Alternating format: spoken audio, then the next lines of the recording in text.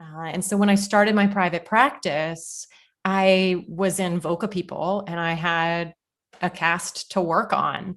So I was using them as guinea pigs and learning, and traveled to London and studied with Jacob Lieberman, who's the father of laryngeal manipulation. And then I just started taking all of the TMJ classes I could and anything around the larynx. So I have had cranial sacral therapy, which does some work around the larynx. I've taken visceral manipulation, which the thoracic class involves some work around the larynx. And then they have an advanced class of the thorax, which definitely does some work around the larynx. And I started just kind of combining modalities to kind of create my own treatment of what I felt could be most beneficial for the performers that I was seeing. Now I don't perform anymore, but I really support performers. So a lot of my people are Broadway performers, and singers at the Met, sports broadcasters. We see a lot of sports broadcasters, audiobook. Anyone who's using their voice professionally is who we provide treatment for, whether it's rehabilitation with someone that's suffering from a dysfunction or whether that is maintenance. I mean, these roles that we're being asked to do 8 shows a week on Broadway are very demanding, and you need a team behind you, and manual therapy is certainly part of that. Every other athlete has a manual therapist that specializes in that field, whether it's with football or basketball or baseball, et cetera. And I have always believed that vocal athletes also need to have a manual therapist who understands their demands. And then my second one is when I started the Visceral Voice program. So the podcast was really, that's been going on and that was really fun. But when I started the program, it's a different demographic for me because my program is geared towards teachers and speech therapists. And my love is I love working with that demographic. And especially because part of what I really feel for that demographic is that there's no governing board.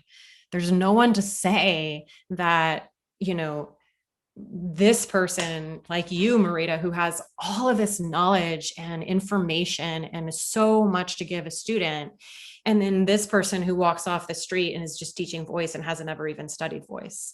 And there's no board. There's no one saying this is the teacher to go to, or these are the credentials you have to have, or anything like that. And I really feel for that aspect of voice teachers, and anything I can do to put tools in their toolbox to help them understand more about the human body, how it relates to the voice. And it's just been a blast. And so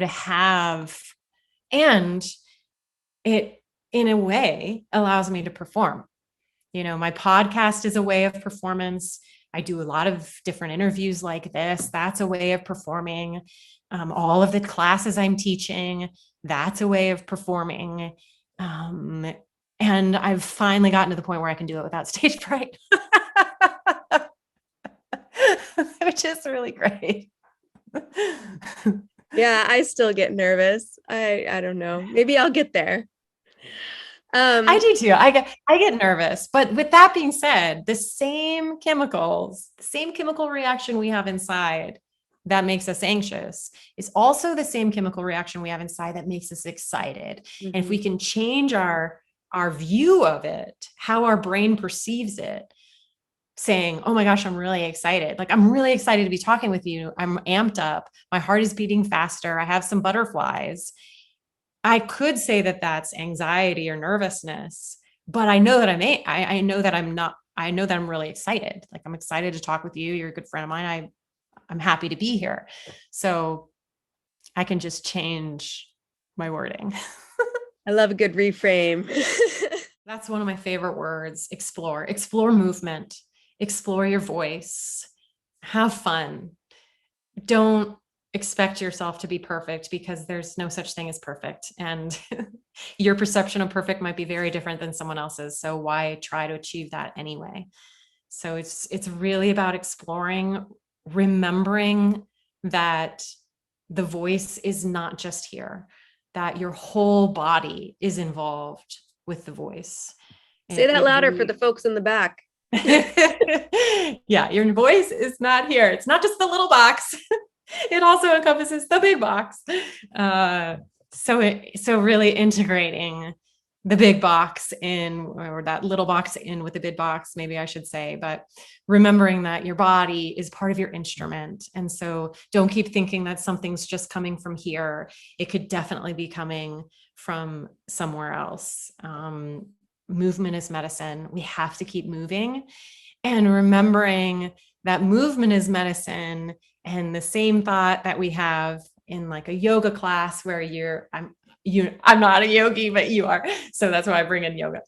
In a yoga class or in a dance class, you're never fully in that pose. The energy is going beyond you. You're still continuing on, you're still moving. And that same thing is happening when we're expressing with the voice, that movement is medicine. And even when we're using our voice, that's movement, that's body movement, and that's vocal movement and expression.